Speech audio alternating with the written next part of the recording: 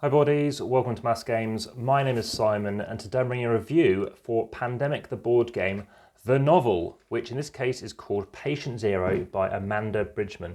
This is published by AmassGames Games, and just to let you know, in terms of, the game's Pandemic, am I a fan? Well, yes I am. If you want to check out videos including for World of Warcraft, Wrath of the Lich King, as well as other ones such as obviously other games I like in the series, Pandemic Legacy Season 0, as you can tell, I have played actually all of the Pandemics apart from the small game, Hot Zone Europe. So yes, I like the games. This particular book, let's talk about it. So the GHA, the Global Health Agency, what they're about is ultimately there has been a sickness. There's been someone who's been unwell, a nun, and they're sent over to try and actually deal with that.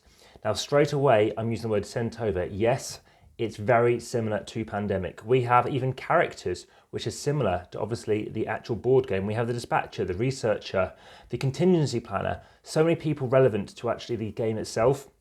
Really immerses you. So in terms of that level, it's probably the best, possibly the second most immersive of the books I've reviewed so far. Of course, do check out the rest on the channel. There's a playlist about all these board game novels as well. So I believe it's what I would call, I've made some notes here, something like an adventure mystery. And it's great locations, although quite often they don't use locations from the board game, which is quite unusual. I was going to do a piece to camera, but in the end I thought I would just do it, so I'm just focusing on this. And there's actually three different kind of art designs going on here.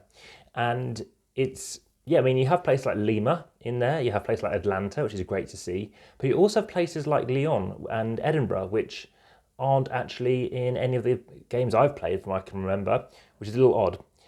Aside from that, there were no typos, there were no errors in here, there's no grammatical errors, but there was one occurrence whereby you change from one paragraph to another, like this, and in this instance it's a different scene within the same chapter, but actually one occurrence whereby they didn't have this gap, and actually they had changed locations. So that wasn't confusing, it was towards the end of the book. Also, the chapters, it's not a negative, but the chapters are a lot longer than all the other Aconyte books I've read so far, the other half a dozen or so.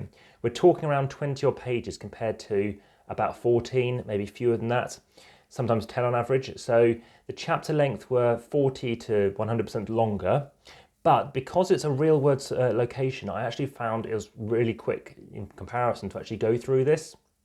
Having said that, just be aware, most of the chapters are about 18 to 20 odd pages. Aside from that, there was one bit whereby we have a character who, this chapter in fact, where he's hungry and they go out and get him some food whilst he's in the lab. But you never know if he actually got the food. And it's a bit weird. You should really close off those kind of moments. So there's a couple of moments in there which didn't really occur or weren't closed, which was a little unusual. You would never see that in a film normally. And fair enough, you can cut scenes and things, which leads me on to another bit. It flows along. The middle section felt a little long. It's a slightly longer book than some of the other ones, and I think they could have cut out some chapters or some bits, some locations or some edited some bits to get it going on. Also, considering it's scientific, they did at one moment call it the HIV virus, when in fact that means the human immunodeficiency or the human immunity virus. So in fact it should just be called the HIV, if that makes sense.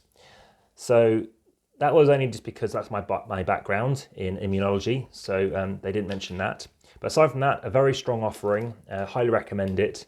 Definitely like Pandemic, and if you like Pandemic, I think you'll definitely like this, absolutely.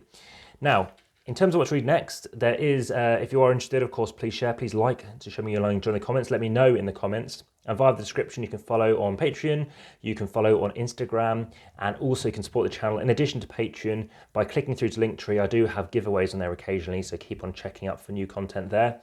But let's move on to an award-winning book. So I'm very looking forward to reading this. And this is going to be Terraforming Mars in the Shadow of Deimos. And yes, I do have other stuff. In fact, the video that went out at time of recording is the solo playthrough for this particular game. I've done a solo playthrough for Wrath of the Lich King on Mythic mode. So if you want to see more about this particular one, please let me know. And I look forward to bringing it to you very soon.